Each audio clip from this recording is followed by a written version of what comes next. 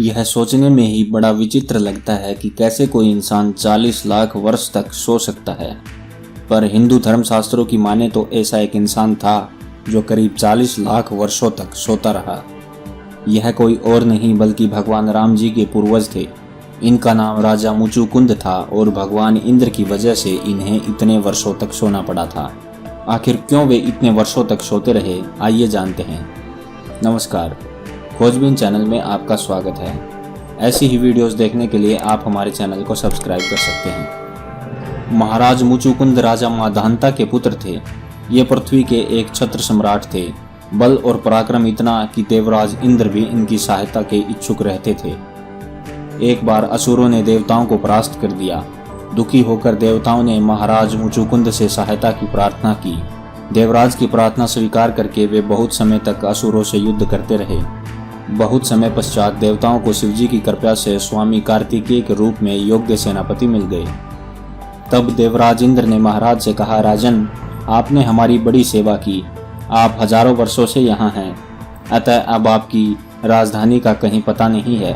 आपके परिवार वाले सब काल के गाल में चले गए हैं। हम आप पर प्रसन्न हैं। मोक्ष को छोड़कर आप कुछ भी वर मांग लें, क्योंकि मोक्ष देना हमारी शक्ति से बाहर है।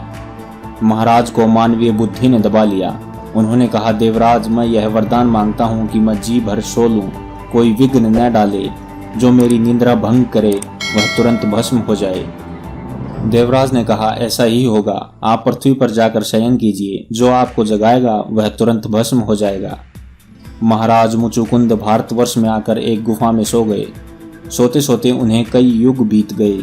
अगर गणित के अनुसार इस अवधि को नापा जाए तो ये करीब 40 लाख वर्षों के बराबर मानते हैं। फिर 28वां द्वापर आ गया। भगवान विष्णु ने यदुवंश में कृष्ण अवतार लिया। उसी समय काल यवन ने मथुरा को घेर लिया। उसे मरवाने की नीयत से और महाराज मुचुकुंद पर कृपा करने की इच्छा से भगवान श्री कृष्ण काल यवन के सामने से छिपकर भागे। भागते भागते भगवान उस गुफा में घुसकर छिप गए जहां महाराज मुचुकुंद सो रहे थे।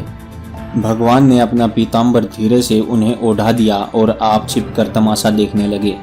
कालयवन गुफा में आया और महाराज को ही भगवान कृष्ण समझकर दुपट्टा खींचकर जगाने लगा। महाराज जल्दी से उठे। सामने कालयवन खड़ा था। दृष्टि पड़ते ही वह जलकर भस्म हो गया। अब तो महाराज इधर उधर देखने लगे। भगवान के तेज से गुफा जगमगा रही थी। उन्होंने भगवान श्री कृष्ण को मंद मंद मुस्कुराते हुए देखा। देखते ही वे समझ गए कि ये साक्षात परब्रह्म परमात्मा हैं। वे भगवान के चरणों में लोटपोट हो गए।